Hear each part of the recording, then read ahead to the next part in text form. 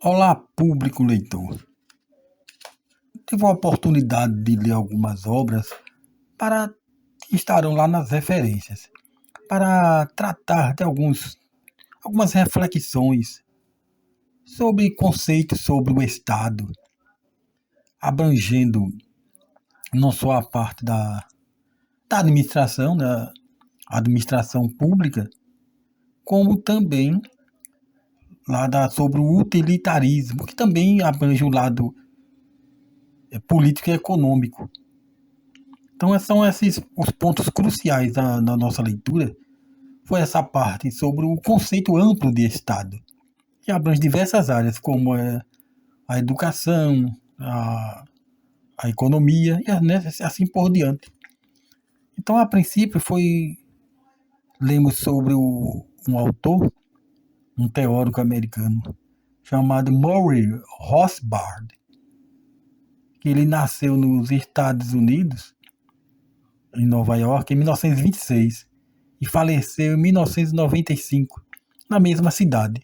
Ele foi um teórico estadunidense e ele elaborou concepções que defendiam um sistema capitalista total, ausência até de um Estado regulador, controlado apenas pelo livre mercado. Seria a mola mestra na condução dos destinos de uma nação. Então, o ponto central de suas ideias foi o movimento denominado anarcocapitalismo. Parece até um tanto quanto assim estranho, né? Anarcocapitalismo, que vem da anarquia. Mas ele consiste em eliminar a regulação estatal, garantindo a total liberdade econômica privada. Acrescenta ainda a legitimidade do Estado. Ele acrescenta que a legitimidade do Estado é questionada sobre suas leis, que impõe aos cidadãos a carga tributária e outras obrigações, sob pena de sofrer sanções. O livre mercado seria o condutor das ações. As trocas comerciais seriam voluntárias e pacíficas.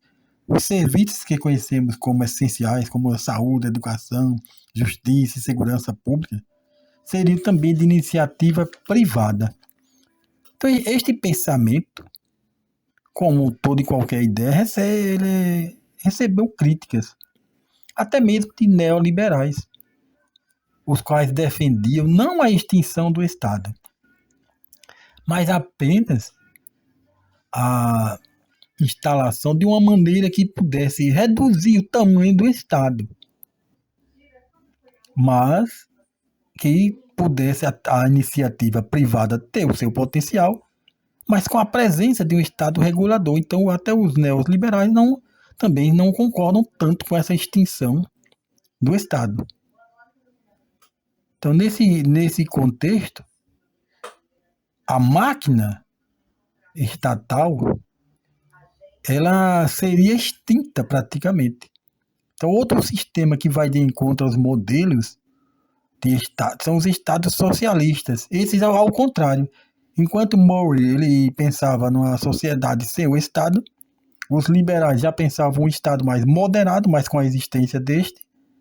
Já os socialistas pensavam num Estado bastante amplo, com a intervenção de uma maneira, digamos, máxima. Então, o Rothbard, ele fez críticas ao modelo estatal que é conduzido pelas nações e que o Estado ele é uma entidade ineficiente para a realização dos propósitos destinados à sociedade. Ele vive da sangria da iniciativa privada, na qual o déficit público, que quando o governo gasta mais do que arrecada, é o grande vilão que impõe não só a cobrança nova ou até aumento de impostos, exigindo a criação de alíquotas maiores para custear o gasto estatal exagerado.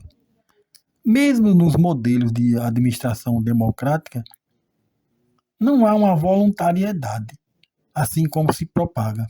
se os cidadãos devem custear a gastança do governante, uma vez que não há um controle direto do povo, mas apenas representantes que podem não agir de acordo com a vontade dos representados. A força, o poder da lei está mais a favor do Estado, que propicia uma imposição sobre como a sociedade deve conduzir suas vidas. O ser humano é provido de inteligência, a qual vai se desenvolvendo ao longo de sua trajetória de vida. O livre mercado fornece aos indivíduos seu pleno desenvolvimento, realizando de forma pacífica a comercialização e a troca de seus produtos ou serviços. Então ele faz críticas aos que vivem sob o manto do poder político e acumulam riquezas sem nada produzir. O manto do Estado, ele fornece altos salários, né? Desta forma, é como se fosse um predador, um parasita do bem privado. Busquemos agora, nesta seguinte citação, uma crítica severa que ele faz aos contratalistas. Foram aqueles filósofos que pregavam a necessidade do Estado como meio de equilibrar a sociedade. Como, por exemplo, foram as ideias de Rousseau, do contrato social. Então ele fez uma crítica. Ele falou: o Estado nunca foi criado por um contrato social. Ele sempre nasceu da conquista e da exploração. Então isso aí foi uma crítica aos chamados contratalistas, né? Ou contratualistas, que afirmavam que através de um contrato social as pessoas teriam que se submeter ao Estado. Então, contratualistas como Rousseau, eles avaliavam que há necessidade do Estado como um meio de reger a vida em sociedade, para diminuir as desigualdades, para colocar os fortes e os fracos em um mesmo patamar, a obediência à lei. Se assim não fosse, então haveria uma sociedade desequilibrada, os mais fortes não estavam sujeitos a nada, os fracos não teriam a quem recorrer, porque se eles tinham o poder maior de barganha, a negociação não seria igualitária. Então todos abrem mão de parte de sua liberdade pelo bem comum. Este é o contrato social, que pode ser firmado com o aval de um poder maior, o Estado. O Estado precisa manter o seu domínio sobre os cidadãos. Para isso, ele precisa, através de seus governantes, trazer a maioria da população para o seu lado. Não uma aceitação voluntária, mas um laço que traga certos benefícios que cativem. O uso da ideologia busca convencer o povo e é um artifício atraente para este fim. Precisa que os cidadãos, as cidadãs, acreditem que o governo é bom, porque para não pensar em outra alternativa que não mantenham o poder nas mãos do governante atual. Ou seja, as pessoas precisam ser convencidas que o governo atual é bom. O povo geralmente não se interessa por questões que envolvam o pleno exercício da intelectualidade. Porém, o Estado incorporou o trabalho dos intelectuais para se sustentar a sua permanência e domínio.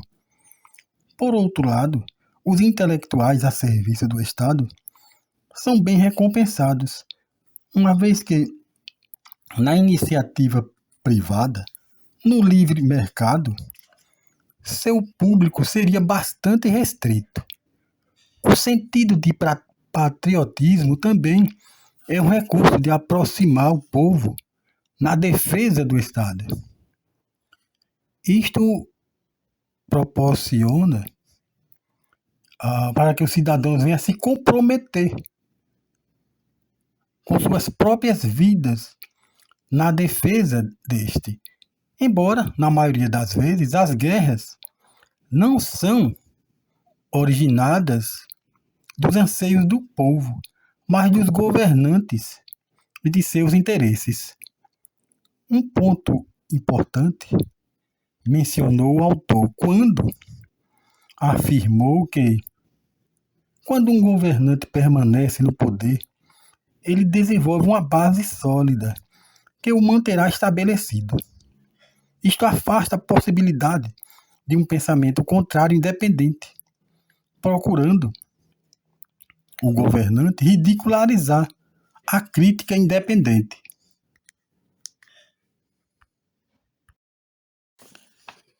A lei é um instrumento utilizado para que todas as ações do poder público estejam de acordo com o que está previsto na legislação vigente.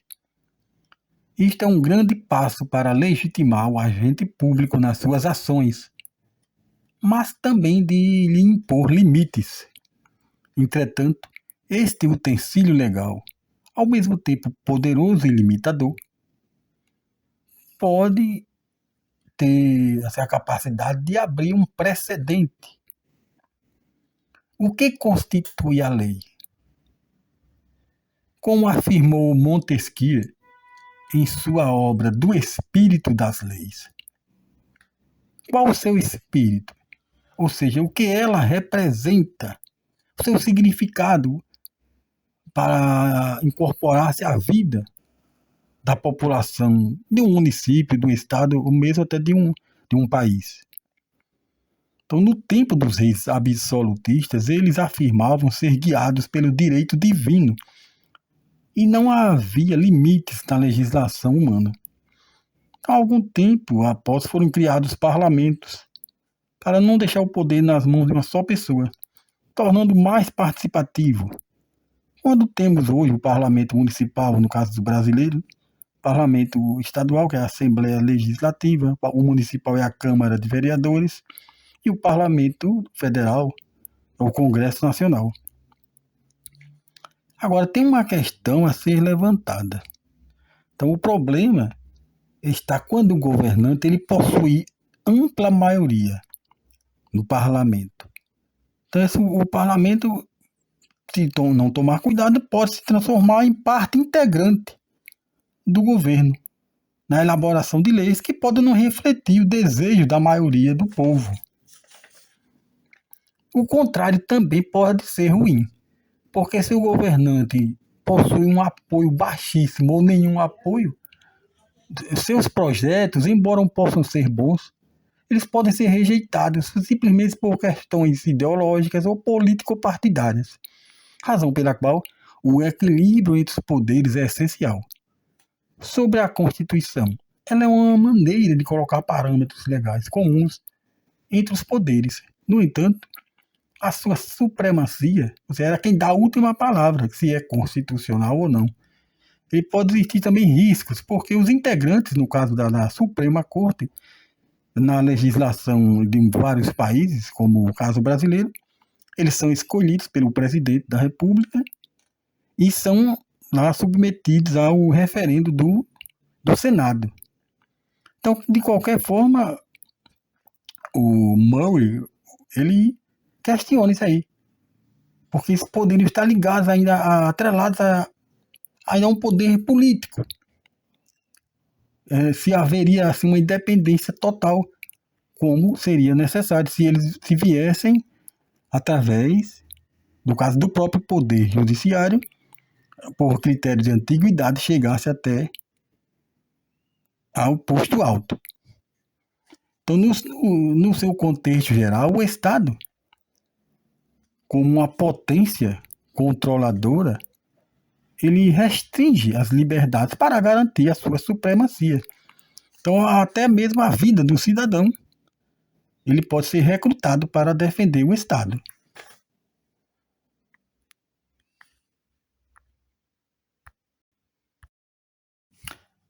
Os defensores do controle governamental na economia de um país, eles afirmam que isto proporciona a estabilidade nos preços. Os que pensam ao contrário, entretanto, defendem que uma economia mais aberta à iniciativa privada admite que um mercado livre e amplo ele tem uma maior oferta de bens e serviços que oferece aos consumidores melhores preços e mais serviços disponíveis, o que reflete na consequente estabilização ou diminuição dos valores cobrados. O poder de compra dos consumidores aumenta. Então, dissidências à parte, a reflexão a ser levantada é sobre a capacidade do Estado controlar a economia para se entesourar, porque ele possui os mecanismos necessários, suas leis, decretos, medidas administrativas. Temos aqui exemplos. Assim, o suprimento do Estado, as receitas que vêm originárias da iniciativa privada. O Estado não é um produtor, mas um arrecadador. Embora há governos mais alinhados a sistemas diferentes dos capitalistas, que o controle estatal é maior, ocorre de uma forma mais direta, com o Estado sendo proprietário de empresas. Mas as razões para a intervenção estatal na economia são defendidas por razões óbvias. Quem colocaria ordem na casa? No caso específico, para a economia de um país. A iniciativa privada, totalmente livre, pode provocar desordem econômica. Então, essas são reflexões que temos. Enquanto, no caso do Murray, ele tinha esse pensamento de uma economia totalmente voltada para a iniciativa privada, mas também nós temos que fazer as nossas reflexões. Será que sem a presença do Estado regulador haveria essa capacidade de provocar o equilíbrio entre as diversas camadas da sociedade? Então, neste lado de Murphy, como o Murray, como um capitalista convicto, ele acredita que se o governo assume o comando sem restrições, algo provável acontecerá. A mudança do sistema para o socialismo. Então tem aquela questão. Aquela questão de o capitalismo e o socialismo, que são ideologias diferentes, onde um deseja assumir o controle total, o Estado como um Estado forte, enquanto no capitalismo há aqueles que defendem um Estado moderado e também aqueles que defendem um Estado ausente. Então, ainda mais, ele afirmou que o governo, com esse controle, ele impulsiona os índices inflacionários para aumentar suas receitas. Então, não há questão de reflexão, de analisar. Porque os teóricos, eles têm os seus pensamentos. E cabe a nós analisarmos as suas ideias, até onde elas serão possíveis de serem implementadas e quais os efeitos que elas trarão para o bem-estar, o bem comum de uma sociedade.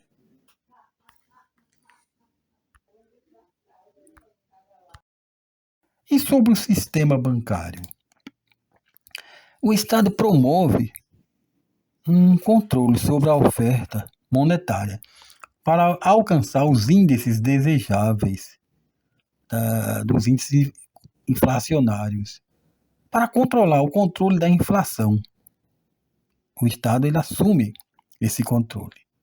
Para isso, ele passou a interferir no sistema bancário, mas concedendo a este segmento privilégios não permitidos a outros setores da economia.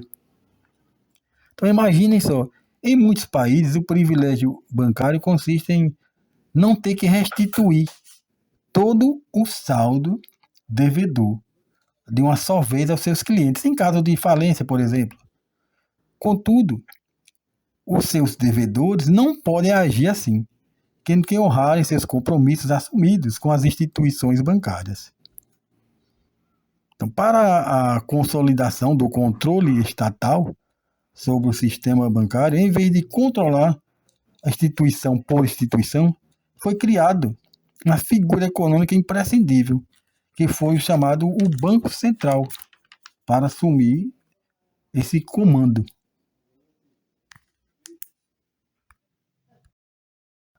Por que entrarmos neste conceito, que a princípio foi pensado pelo filósofo francês Helvétius, no século XVIII?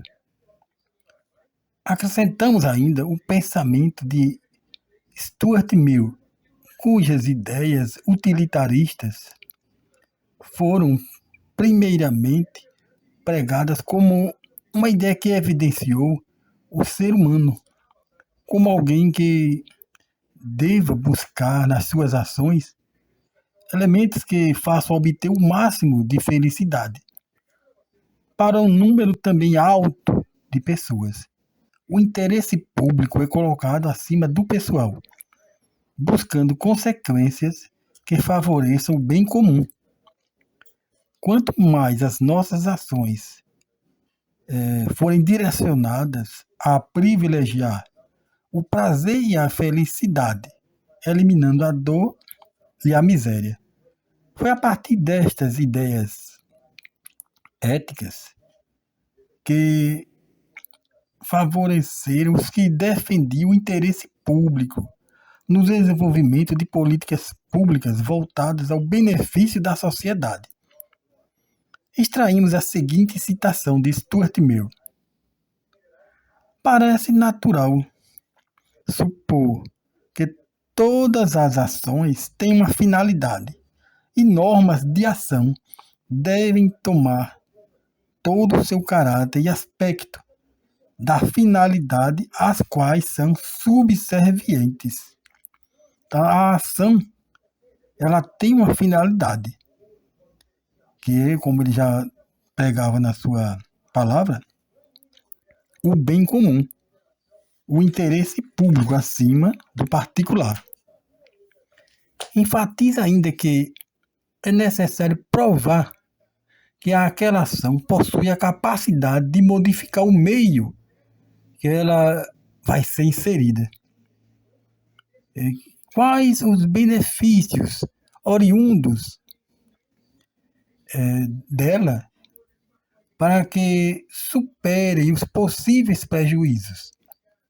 Como novamente ele fez a seguinte afirmação: um sacrifício que não aumenta ou não tende a aumentar a soma total de felicidade é considerado inútil. Então, o que a princípio foi um pensamento voltado à conduta ética e moral, suas ideias foram se propagando nos mais diversos segmentos da vida humana. A literatura foi utilizada como um método, um meio de conscientizar pessoas com regras de conduta para a vida. A educação, a economia, entre outros. No tocante à educação, existem críticos quanto à sua adequação, porque na realidade houve uma certa mudança do sentido original. Então a adequação das ideias utilitárias, elas sofreram mudanças, uma vez que elas podem ter sido direcionadas para outra vertente, como, por exemplo, preparar tecnicamente o indivíduo na sua atividade, ou seja, no mundo do trabalho, não se importando como deveria, para torná-lo um ser humanista. Fato este que já foi abordado pelo filósofo brasileiro Humberto Holden. Temos aqui no canal um estudo sobre ele. Isto pode ser encarado como um desvio de finalidade da ideia inicial. Mas se o conceito de utilidade é amplo, talvez também este se enquadre na proposta. Aí é um fato a reflexão. Em se tratando da economia, podemos refletir sobre as ações governamentais, que muitas vezes elas provocam polêmicas e até assustam, porque para implementá-las, alguém tem que perder algo, algum grupo, para que a coletividade se beneficie. E é pertinente falarmos de um assunto tão evidente que assistimos nas diversas mídias. Sobre a mudança da escala de trabalho que o governo atual tem esse projeto. Então, fato que gera reações da classe patronal. Alguns falam que existirão prejuízos, mas de acordo com o projeto governamental que a coletividade, no caso a classe trabalhadora, a consequência do projeto, o alcance é maior em relação a o trabalhador ter mais um dia de descanso. Então, essas ideias são... tem os opositores e aqueles que defendem. Mas, quer queira ou quer não, aí vem o lado do utilitarismo. Se algum grupo vai perder algo para que uma grande parte venha a ser beneficiada, é uma proposta a ser discutida. Os possíveis prejuízos e os possíveis ganhos. Mas se uma medida ela vai diminuir a dor, gerar mais felicidade para a maioria, então, entre os contrários e os que se posicionam a favor, é preciso haver um consenso, ou uma contraproposta, que beneficie os que mais necessitem, que é, no caso, a coletividade, o interesse público. Com esta atividade de leitura, podemos analisar as ideias de Rothbard em se tratando de sua crítica à existência de um poder estatal regulador. Acrescentamos a este pensamento digamos assim, uma contracrítica através de Rousseau, quando este defendeu o poder estatal para equilibrar a vida em sociedade. Somando a isto, acrescentamos também assuntos econômicos, relativos também ao pensamento de Rothbard, os quais se interligam a uma palavra inicial, ou seja, em relação à regulação estatal na economia de um país. Ele faz uma crítica também à regulação da economia pelo Estado. Ele defende mais o livre mercado. Para finalizar, colhemos algumas palavras de Stuart Mill sobre o que conhecemos quando se trata do utilitarismo, o pensamento que foi inserido nas mais diversas áreas do convívio humano em diversas partes do mundo, a ideia utilitarista. Reforçamos que o nosso objetivo é, através da leitura, expor o que os autores pensam. Cada um possui o seu pensamento, a sua ideia. Então nós buscamos realizar uma interpretação desejável, mas acreditamos não ser completa. Fato este que oferece a cada leitor, a cada leitora, a oportunidade também de despertar o seu senso crítico, analítico, oportunizando a sua contribuição. Então, desde já agradeço a todos por estarem compartilhando essas leituras. E até a próxima oportunidade.